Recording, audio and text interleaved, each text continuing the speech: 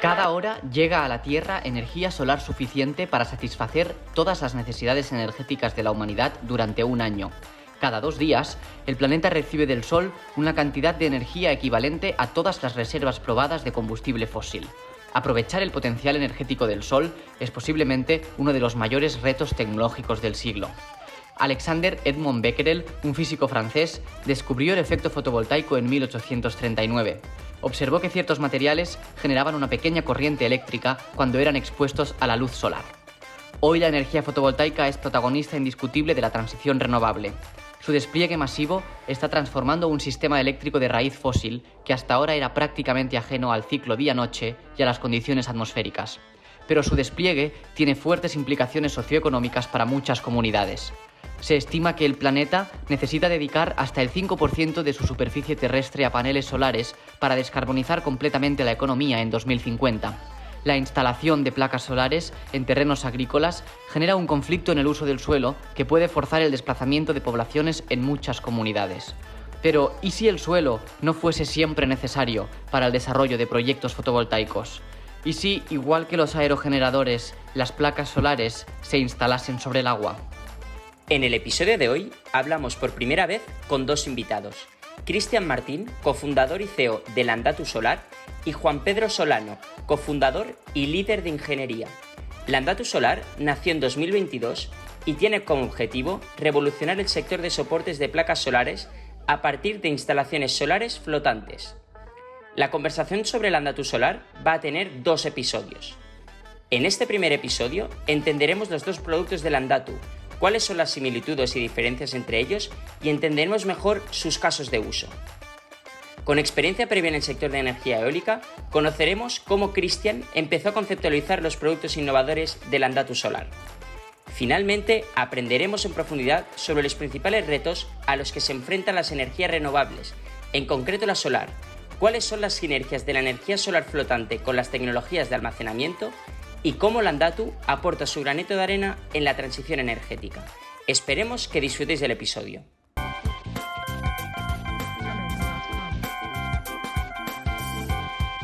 Hola, soy Xavi Vallés. Hola, soy Pau Tena. Y esto es Geni, un espacio de conversación con la generación Impacto. Hola Cristian, Juan Pedro, ¿qué tal? Hola, buenas, muy ¿qué bien. tal? Pues muy bien, estamos en Madrid de nuevo, que ¿Otra vez? Parece que no, pero nosotros vivimos en Madrid. Y este es un coworking, ¿no? Sí, aquí normalmente solemos estar trabajando. Bueno, yo suelo estar en Bilbao, pero sí. Porque la empresa es una empresa vasca. Sí, bueno, estamos repartidos un poco entre Madrid, Bilbao y Alicante, pero sí. Muy bien, pues de hecho ya se habrán dado cuenta de que es la primera vez que hacemos un episodio con 2 personas y por eso nos ha fallado de hecho un pie de micro, que aquí está Tenemos Pau. alguna limitación técnica hoy, pero bueno, yo estaré aquí aguantando el micro. Pero vamos a descubrir una empresa súper interesante en el sector de las energías renovables. Del cual, perdona, pero antes de empezar, que tú eres muy experto en ello. Bueno, y no por soy tanto, muy hoy experto tal vez tampoco. nos va a dar un poco de datos, así que yo estaré aquí aprendiendo con los... No, he trabajado algo en este sector, o sea, lo conozco más que los de las empresas anteriores Eso en los es. que hemos entrevistado, eso seguro. Pero vamos a abordar un tema muy innovador con vosotros a través de Landatu, que es vuestra empresa, y la primera pregunta sería, ¿qué es Landatu? ¿Es tú o yo? Pues nosotros decimos que en Landatu Solar lo que hacemos es diseñar productos que ayudan a acelerar la transición energética. Entonces, estamos centrados en sacar productos para tejados planos, transitables, y también tenemos el foco en la energía solar flotante, paneles solares que se colocan encima del agua. Sí, yo añadiría que un poco nuestra visión es eso, intentar facilitar y acelerar la transición energética que tanta falta nos hace y pues dar 2 vías de las instalaciones que ya se están haciendo habitualmente, hacerlas más sencillas a través de nuestro producto para cubiertas planas y también que necesitamos nuevas ubicaciones donde poner paneles solares y es ahí donde entra la solar flotante que nos permite miles de hectáreas que ahora mismo no se están utilizando para nada, empezar a utilizarlas para generar energía. ¿En qué consiste vuestro producto? Pues básicamente lo que tenemos patentado es un soporte solar en 2 partes. ¿vale? Gracias a que el soporte es en dos partes, lo que hacemos es transportar apilados los soportes. Entonces, ese soporte en dos partes simplemente tiene una base, una tapa, lo cierras y si con algunas pequeñas modificaciones, si lo colocas encima del agua, pues flota. Pero en el caso para tejados planos, lo que hacemos es simplemente lastrarlo o llenarlo de agua, que también se puede colocar de otros materiales. Entonces, uno de los problemas que nos encontramos en las instalaciones en tejados planos es que estas instalaciones se hacen con soportes de hormigón. Entonces, estos soportes de hormigón son muy difíciles de transportar, requiere el uso de grúas, se rompen durante el transporte, cada uno pesa entre 50 y 70 kilos, entonces tener que hacer una instalación en la que subes 500 soportes de hormigón, pues es muy caro. Entonces, nuestra solución es simplemente ese tupper, digamos, que tienes, pues simplemente lo llenas de agua. Que también lo puedes llenar con grava, arena o otros materiales, que siempre es más fácil que estar moviendo 70 kilos de hormigón, ¿no? Es decir, el producto es el soporte y ese soporte se ancla al suelo y a la placa. Sí, simplemente va lastrado. O sea, con el propio peso que le pones al soporte, en el caso de tejados, con el peso que le introduces dentro, digamos, no hace falta ni ataladrar ni atornillar, porque hay un porcentaje muy grande de instalaciones en los que no se te permite tocar nada de la tela, ni la tela asfáltica entonces la solución para ese tipo de instalaciones son soportes lastrados.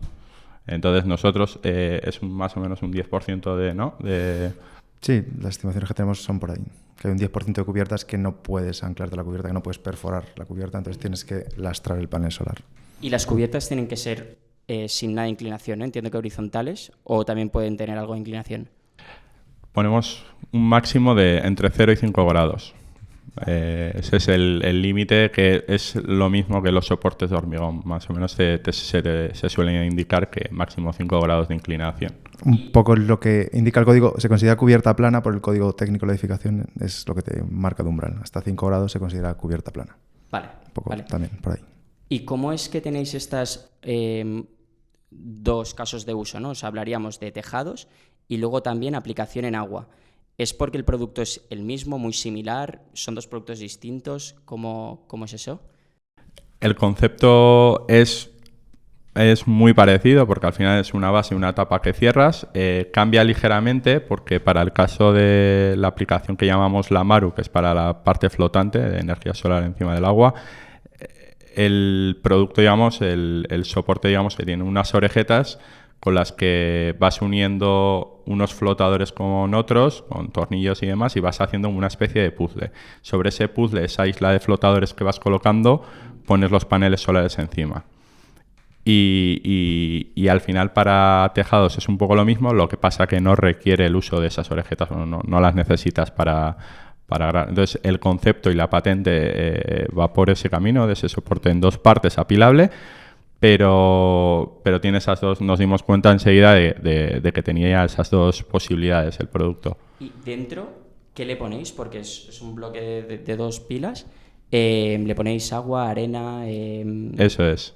O sea, para el caso de tejados, pues lo llenamos de agua. Si lo llenas hasta arriba el soporte, podrías, con una inclinación de 0 grados, sería 56 litros. Si lo llenas con otros materiales como grava, arena o incluso hormigón, puedes superar los 100 kilos de lastre por cada soporte. Lo único que por hormigón, ¿también lo usáis, o sea, como material, o al final es lo que estáis intentando sustituir? El caso es que en esta vertiente lo que contratarías sería una hormigonera para rellenar el hormigón. Estarías utilizando, digamos, la base de encofrado. Hay clientes que pues prefiero mucho más, antes que fabricar unos soportes de hormigón que los tengo que transportar a 200, 300 kilómetros, los que fueran, prefiero contratar allí una hormigonera y ir rellenando el hormigón. Entonces, la parte logística te la evitas. La parte de la solar flotante quizás es lo más espectacular, ¿no? Visualmente, ¿cómo se os ocurre decir vamos a poner placas a flotar en el agua? Sí, es que estoy hablando yo más que tú. Bueno, pues, al final todo eso es tuyo. Nada, yo estuve muchos años trabajando en la energía eólica, entonces digamos que vi esa transición de la eólica al mar, ¿no? Porque siempre repito una frase que es que todo el mundo quiere renovables, pero nadie las quiere cerca de su casa. Entonces cada vez hay más manifestaciones, hay más oposición a las renovables. Entonces la eólica, digamos, que se ha ido al mar también por otros motivos, ¿no? Porque el aire es más limpio, porque, bueno, se pueden hacer aerogeneradores mucho más grandes y demás. Pero a raíz de empezar a indagar en la energía solar y que cada vez pues era una energía cada vez más competitiva económicamente, pues pensé, ¿no? Oye, ¿por qué no se colocan paneles solares encima del agua, ¿no? Entonces empecé a indagar en el mundillo, simplemente busqué en Google, empiezas ahí a entrar en la madriguera y descubrí que ya había empresas que estaban haciendo instalaciones solares. En Singapur, de hecho, hay granjas solares acuáticas, ¿no? Sí.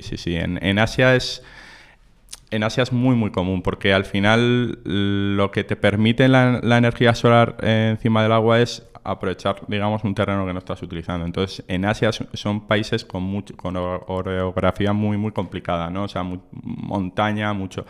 Entonces, claro, no vas a cargarte un bosque para poner placas solares, ¿no? Entonces, tienen mucha agua, son zonas muy montañosas, entonces es perfecto, ¿no? Para solar flotante. Entonces, digamos que allí sí que hay un despliegue altísimo de solar flotante y vi que en Europa pues no se estaba haciendo tanto, ¿no? Había alguna empresa que ya estaba haciendo, pero como que estábamos años luz, ¿no? Entonces es una tecnología nueva que sí que empieza a despegar en torno al 2013, 2014, aunque ya se habían hecho cosas antes, pero pequeños pilotos, digamos. Y una vez que empecé a indagar sobre esas instalaciones encima del agua, vi que tenía mucho sentido, que tenía muchas ventajas, que tenía todo el sentido del mundo y más para un país como España que tiene muchas balsas de riego. Y entonces identifiqué, digamos, un problema y el problema era, ostras, que cuesta más transportar los flotadores que lo que cuesta el flotador en sí. Entonces dije, joder, ¿esto por qué no lo hacen en dos partes? Porque ahora transportas mismo, apilado. ¿cómo son estos flotadores? Básicamente son como una botella de plástico con un tapón gigante. O sea, es así, se fabrica por moldeo por soplado y tiene un tapón. Claro, y lo que cuesta es porque al final, como es tan grande, ¿no? Entiendo, eso es. Para transportar, o sea, necesitas un camión enorme, eso pero es. No por peso, sino por volumen del material, ¿no? Claro, es que estás transportando aire, básicamente. Vale, claro. Necesitas que tenga volumen para que flote, pero estás transportando aire. Entonces, si lo haces en dos partes y lo cierras, siempre el nivel del agua queda por debajo de la junta, o sea que no vas a tener problema y transportas 6-8 veces más flotadores que la competencia, digamos. Y actualmente, entonces, la competencia, ¿cuáles son el tipo de flotante que hay, de flotador, perdón? O sea, básicamente lo que hace la competencia es un flotador en una única pieza, digamos, y es como una botella de plástico gigante con un tapón. Entonces, pues ahí nosotros nos dimos cuenta que si lo hacías en dos partes y transportas apilados como lo haces en cada una de nuestras casas, ¿no? Las tapas por un lado y las bases por otra, cuando lo metemos en los tuppers, ¿no? Los apilamos así en nuestras casas, pues el concepto es un poco similar. O sea, al final es como si fuera un tupper gigante, ¿no? Entonces, al final, pues eres capaz de transportar muchos más flotadores que otras empresas. Y bueno, luego a nivel técnico también tiene otras ventajas, ¿no? Porque el hecho de que sea el soporte en dos partes te permite fabricar por inyección de plástico, entonces te permite optimizar espesores. Pues aquí ponerle menos espesor, aquí que es la zona en la que se une con el panel, pues es mayor, y te permite ser mucho más exacto en la fabricación del producto, porque digamos que el método de fabricación por inyección es mejor que el moldeo por soplado, que requiere pues más mano de obra y demás. ¿Y cuántos flotadores de media puede haber en una instalación en un agua? O sea, depende obviamente, pero como habéis dicho, oye, es que la competencia tiene muchos más costes a nivel de transporte logístico porque ocupa mucho más. Es porque estamos hablando de un gran volumen de flotadores, ¿no? Entiendo que no son 10 o 15. Claro, en las plantas solares flotantes, digamos, normalmente son de varios cientos de kilovatios, normalmente incluso de megavatios, con lo cual estamos hablando de miles, sino decenas de miles de estos flotadores. Con lo cual, por ahí se pueden buscar vídeos de instalaciones donde se puede ver la zona de acopio de materiales, que es un gran terreno al lado de la balsa o del lado donde se está instalando, lleno de flotadores, donde hay miles y miles. Y estamos hablando de tener que mover contenedores y contenedores y contenedores llenos de flotadores. O sea, una barbaridad. O sea, representa una gran parte del coste estructural de la compañía. Sí, totalmente. Sí.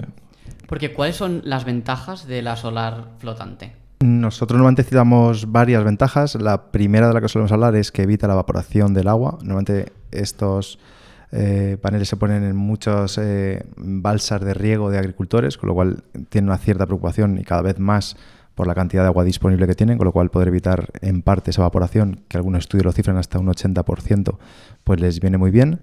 Luego, por otro lado, los paneles solares tienen una mayor eficiencia debido al efecto refrigerante del agua. Como supongo que sabéis, el panel solar, cuanto más caliente está, baja un poquito su rendimiento. Al estar cerca del agua conseguimos bajar un poquito su temperatura y que trabaje un poquito mejor. Y ¿Hasta cuánto puede reducir su rendimiento? Los estudios dicen que con este efecto refrigerante de estar sobre el agua se puede incrementar entre un 5 o un 8% la producción solar de estos paneles, pero también depende de la zona en la que se instalen. No leemos una zona más cálida que una zona más fría. Y depende también del propio flotador, ¿no? También eso, claro. Esas ventajas que citamos de nuestro producto, que como está diseñado permite una buena refrigeración en la parte de atrás del panel, porque de nada nos sirve, digamos, estar cerca del agua si, digamos, cubrimos en exceso el panel y no permitimos esa refrigeración del panel. En nuestro, al final, cubrimos una pequeña parte del panel y con la inclinación de 15 grados permitimos una buena refrigeración por la parte trasera del panel. También, a medida que avanzan las renovables, el reto del almacenamiento es más relevante y el almacenamiento hidráulico es una de las soluciones. ¿Esto tiene alguna implicación en este tema, como sistemas que aprovechen el agua estancada para generar sol y bombear agua que luego se descargue, etcétera? Totalmente. O sea, aparte de las ventajas que ha comentado Juanpe, el aprovechamiento de un espacio que no se está utilizando, ¿no? En el caso de los agricultores que tienen balsas de riego es el segundo sector que más energía consume, con lo cual si colocan paneles en tierra, es tierra que no pueden cultivar, ¿no? Y las balsas las tienen ahí, es un terreno perfectamente plano, o sea, que es perfecto, ¿no? Y te evitas, tiene más ventajas, la rapidez de la instalación, te evitas gran parte del mantenimiento, la producción, o sea, normalmente cuando el agua está estancada se producen algas, estas algas producen muchos problemas en el mantenimiento porque se van generando lodo, o sea, al final la solar flotante tiene muchas ventajas, pero precisamente siempre yo recalco que la ventaja más importante que tiene la solar flotante y donde yo creo que tiene mucho que decir es en las sinergias que tiene con las tecnologías de almacenamiento, o sea, hay diferentes tecnologías de almacenamiento, que ya sea compresión de aire, sales fundidas, baterías que ahora están muy, muy de moda, pero la que es la tecnología más barata y la que va a seguir siendo más barata según todos los informes es el bombeo hidráulico. Entonces hablamos de piscinas, digamos, o de piscinas o balsas gigantes de agua, que simplemente lo que haces es cuando tienes excedente de energía llevas ese agua a una cota superior y cuando la necesitas la turbinas. Entonces, si a esas gigabaterías que llaman le colocas los paneles solares encima, pues la sinergia es perfecta, ¿no? ¿Esto existe en algún lugar? Sí.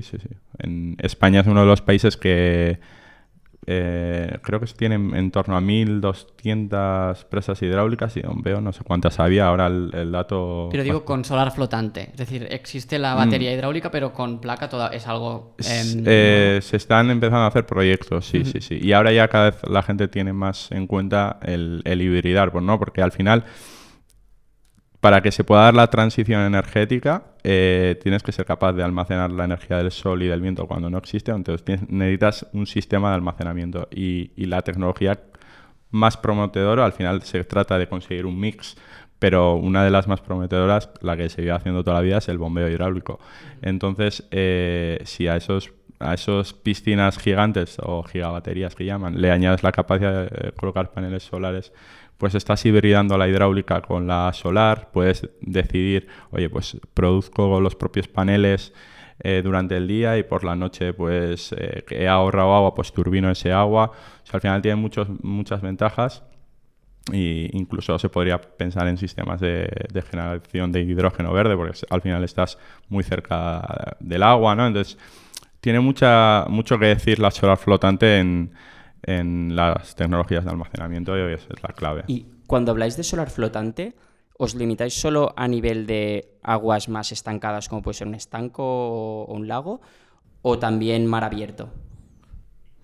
Nosotros nos vamos normalmente más a aguas onshore o agua dulce que tengamos en el interior de la Tierra, que son, digamos, sí estancadas, son estas balsas.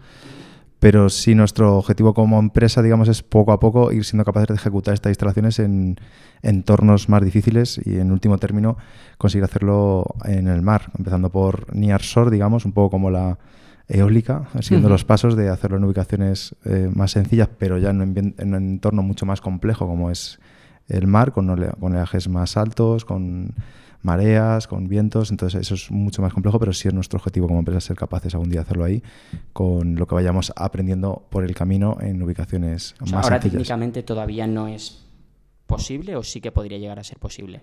Hay muchas empresas, o sea, empieza ahora. Digamos que obviamente tiene una complejidad técnica más compleja, ¿no? Pero bueno, yo siempre digo también que la ingeniería ha hecho cosas mucho más difíciles que colocar paneles solares encima del mar, ¿no?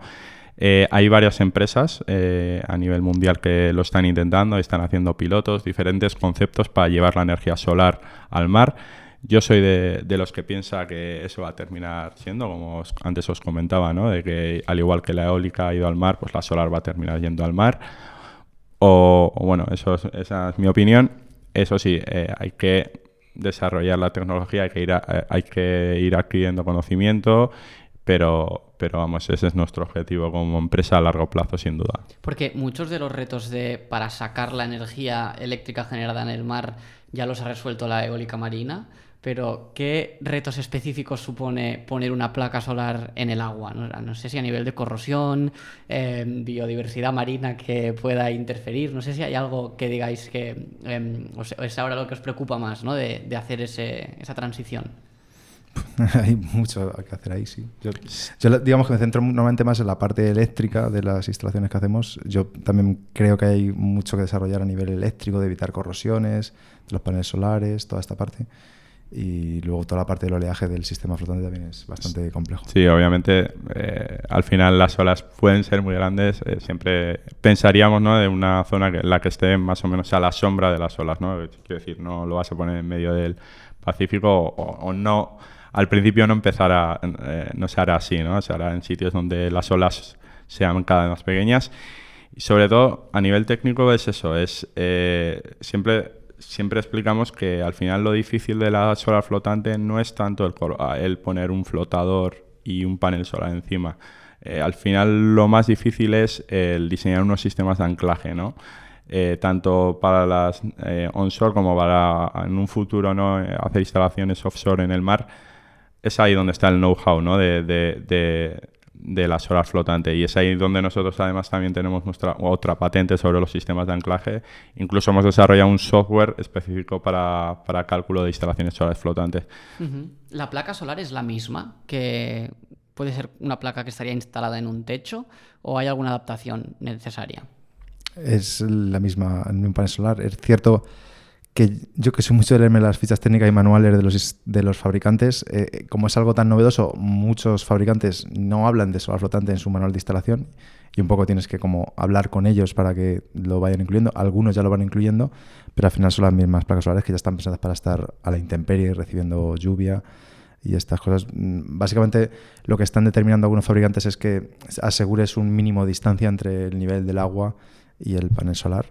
Y con eso sería suficiente para considerar que, o sea, las placas solares lo que no pueden estar es sumergidas en el agua, o las de las que estamos hablando, normales. Luego están saliendo ya nuevas versiones flexibles y que a lo mejor sí se puede hacer esto, pero las estándar se pueden poner sobre el agua sin ningún problema, guardando cierta distancia sobre el nivel del agua. Y a nivel de mantenimiento, yo me estoy imaginando a un señor con un barquito cerca de las placas, pero no sé si hay infraestructura ya distinta para mantenerlo.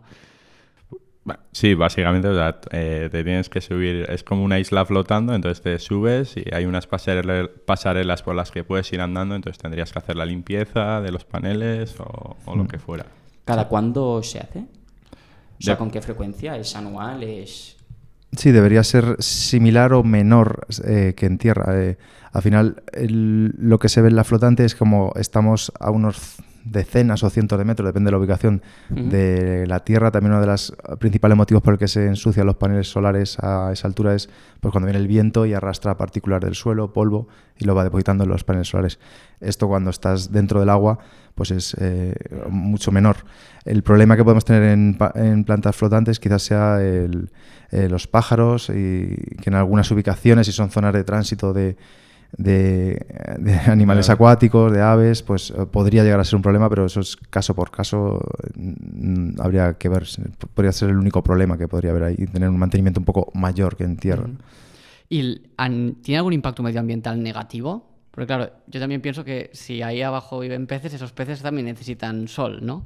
No sé si está medido, aunque sea la contraparte. Pues según los informes que hay hasta la fecha, señalan a la solar flotante como una de las que menos impacto tiene. Incluso se han hecho instalaciones encima de una piscifactoría. O sea que los peces... Entonces, problemas que pueda haber si cubres una gran cantidad de espacio de la solar flotante, sí que puedes estar evitando la penetración de oxígeno dentro del agua, ¿no? Pero también indicamos que es que eso, mediante aireadores o demás, se puede solucionar muy fácil. O sea, es un problema que al final es solucionable. ¿Y de quién es propiedad estas zonas o pantanos, etcétera? Claro. ¿Son espacios públicos? ¿Son espacios privados?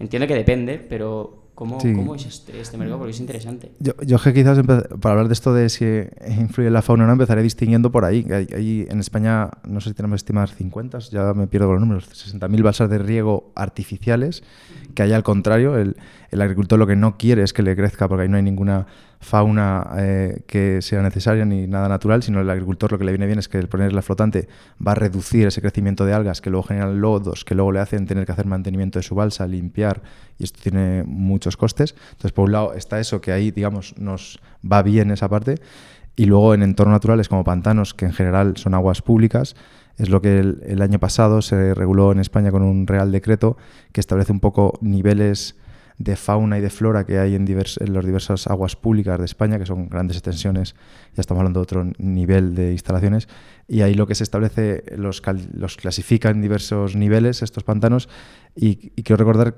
que dependiendo de si hay más o menos fauna en esa ubicación, me parece que el porcentaje de toda la superficie de ese pantano que se va a permitir instalar, me parece que estaba entre un 1 y un 10% máximo, no recuerdo el máximo, pero era entre 1 y 5, 1 y 10, no me acuerdo, y era precisamente para eso, hasta que al final es una tecnología nueva.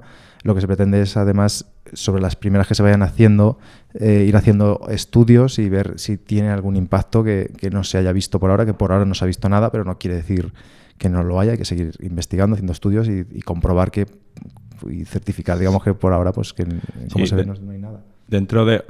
Digamos que esto no está pensado para cubrir un pantano y llenarlo de placas solares, sino hablamos de unos máximos. Normalmente estamos pensando siempre en balsas de riego de agricultores que hay un potencial y imaginaos que cada balsa de riego es como un campo de fútbol, ¿no? Entonces ahí, como decía Juanpe, hay más de 60.000, se calcula. Y en el caso de los pantanos estaríamos hablando siempre de cosas artificiales, de gigabaterías, que son piscinas que no hay vida ni fauna natural, y ya en el caso de un pantano en el que pueda estar el uso recreativo permitido, siempre hay una zona de contención del muro de la propia presa en la que no está permitido el uso recreativo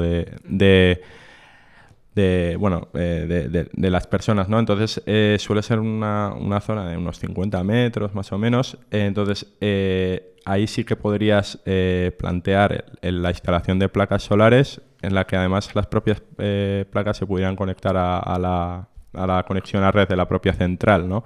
Y te serviría un poco de limitación por seguridad, que la gente no se acerque al muro perimetral o al muro de contención de la presa. Entonces estamos... No está pensado para ponerlo en un paisaje, no. O sea, estamos siempre hablando de ubicaciones artificiales, por así decirlo, en balsas de riego o bueno, en un futuro esperamos en el mar. ¿Está medido el rol que puede tener la solar fotovoltaica en el futuro sistema energético o es muy incipiente todavía? Solar fotovoltaica flotante, ¿no? Sí, solar fotovoltaica flotante. Digamos en Europa o en España es que hay muy poquito por ahora. Nosotros, digamos, creemos que es importante que demos la posibilidad de que se empiece a hacer para que empiece a tener un peso relevante en el sistema eléctrico de generación de España y de Europa, pero por ahora pues es que es prácticamente nada en comparación del resto de instalaciones. Por ahí también un poco la reflexión de que antes decía Cristian, que en algún sitio hay que ponerlo. O sea, quiero decir, desde luego no es perfecto, va a tener un cierto impacto visual, incluso a lo mejor se descubre con un impacto ambiental, pero para mí en el suelo también. O sea, entonces, no sé, hay que al final elegir y en algún sitio tendremos que poner estas plantas, porque desde luego lo que sí que tenemos que hacer sí o sí es parar el cambio climático. Eso para mí no es debate y para mí siempre va a ser mejor en balsas de riego, que ya es algo artificial que hemos construido ahí, que en el campo, que es lo que ahora se viene haciendo. De hecho, esto es un tema, porque este año en el cine, sin ir más lejos, en Asbestas, Alcarrás, que son películas que ya abordan el impacto que tiene la transición renovable sobre comunidades rurales, paisajísticamente, o sea que cada vez es más difícil encontrar un lugar en el que instalar aerogeneradores, placas. Claro, es que de hecho nosotros cuando presentamos el proyecto siempre decimos que el problema que tiene la energía solar es que requiere una gran cantidad de espacio y al final termina quitando espacio a los terrenos de cultivo. Que esta solución solar flotante viene a aprovechar unos espacios que no se están utilizados, que son perfectos, ¿no? Porque el agua es plana, los paneles están fresquitos, te evitas problemas de las algas, porque en el caso de las balsas de riego, al final esas aguas tienen un exceso de nutrientes y es una opción más para llegar a esos objetivos que tenemos que ser capaces de alcanzar, ¿no? Porque pese al gran crecimiento que ha tenido la energía solar los últimos años, estamos muy, muy lejos de alcanzar los objetivos marcados para el 2030 de producción mediante renovables. Estamos muy, muy lejos todavía, ¿no? Entonces, muy lejos a nivel España, Europa, mundial... a todos niveles. Sí, a todos niveles. O sea, no hay ningún país así que nos podamos fijar y decir, joder, tenemos que ir para ahí. Bueno, el nuestro no está mal, ¿no? Está mal. Este año, de hecho, ha habido días en los que la solar fotovoltaica ha sido la segunda energía a nivel de generación, solo por detrás de la eólica. Y, de hecho, ¿vosotros creéis que hay mucho más terreno para generar energía fotovoltaica en España o esto tiene una saturación en algún momento? Ahí lo que yo siempre intento hacer ver es que cuando hablamos de la parte renovable que estamos utilizando, siempre estamos hablando de una pequeña parte, que es la energía eléctrica que utilizamos. Un tercio más o menos del total del mix. No sé en España, yo en el último informe que vi a nivel mundial me parece que lo cifraba en un 20%. Entonces es que, vale, estamos consiguiendo más o menos llegar a la mitad de que sea renovable, la mitad de una parte que es solo un 20, un 30%. Sí, en España creo que es un 27% porque es un país con más electrificado que otras economías. Pero al final lo importante es cómo electrificas todo lo que claro, ese es el gran reto. Y cuando empecemos a electrificar todo el resto, como ahora está viendo pues, con los coches eléctricos y todo esto, cuando llegue pues, también al transporte de mercancías, ahí empezaremos a tener muchas más necesidades. Y de hecho, pues yo siempre recomiendo que se lea un informe de un roadmap a emisiones netas cero que hizo la Agencia Internacional de Energía, creo que hace 2 años, 2020-2021. Y a mí me parece muy interesante porque más allá de decir, ahí tenemos que llegar a cero, sí que vas viendo el camino y lo que tenemos que ir haciendo para llegar hasta allí. Y ahí vamos viendo cómo según se van reduciendo los combustibles fósiles, las necesidades de fotovoltaica se incrementan muchísimo. Creo recordar, también hablo de memoria, que en ese informe, ahora mismo, o en el 2020 que estaba ese informe, del global de la energía que usamos, me parece que era solo un 3%. Era de origen fotovoltaico, es que no me acuerdo si era 3 o incluso menos. Y para 2050, si queremos cumplir y llegar a emisiones cero, el peso de la fotovoltaica en el mix tiene que ser de un 20%, o sea, tiene que multiplicarse por mucho. Entonces, a mí, desde luego, falta muchísimo. Así que es verdad que puede haber una saturación en los puntos de conexión a red, pero lo que hay que hacer es todas las inversiones necesarias a nivel de distribución de nuevas, ¿no? Y de almacenamiento. Y de almacenamiento, porque Sí, es clave eso. al final no se puede hacer una transición energética si no eres capaz de almacenarla. Es lo malo que tienen las renovables, ¿no? Que a veces no hay sol o a veces no hay viento, ¿no? Entonces tienes que ser capaz de almacenar eso. Sí, para mí son los dos grandes retos. Ser capaz de almacenar más y electrificar más industrias, más partes de nuestra sociedad, de nuestra economía. Y eso es donde están los grandes retos. Y por el otro lado, digamos, la parte que está resuelta en realidad es cómo generamos esa energía, está resuelto. Tenemos la eólica, tenemos la solar, que son energías rentables. Tenemos muchas tecnologías ahí que son capaces de esa energía. Ahora hay que ser capaces de buscarle aplicación a esas energías y ser capaces, obviamente, también de almacenarlas para cuando no están disponibles. De hecho, hablabais de los datos globales y aquí en Europa vivimos un poco en una burbuja verde, realmente. Con la madurez de estas tecnologías es mucho mayor. ¿Tenéis algún plan de internacionalización o aspiración de llevar este producto fuera de España o de Europa? Sí, desde luego. Nosotros estamos empezando en el mercado español, que es donde estamos, pero ya con el producto de cubiertas planas ya estamos en el mercado en España con ese producto, ya estamos empezando su internacionalización, y con la Maru, nuestro producto de solar flotante, un poco el camino será el mismo, empezar poco a poco en pequeñas instalaciones en España, ir haciéndolas más grandes y luego ir al resto del mundo. Al final el objetivo es dar más opciones de instalación a los proyectistas, a los instaladores, a los agricultores, a todo el que necesite energía, que tenga la posibilidad de ejecutar sus instalaciones con más soluciones y opciones. Perfecto. Pues bueno, ya sabemos las ventajas de la solar fotovoltaica flotante, que también es un poco trabalenguas. Ya sabemos más sobre el producto. Y vamos a dejar aquí el primer episodio para hablar de cómo se pone en marcha un negocio de este tipo. Así que muchas gracias y nos vemos en la siguiente parte. Muchísimas gracias. Gracias a vosotros. Gracias a vosotros. Hasta el siguiente.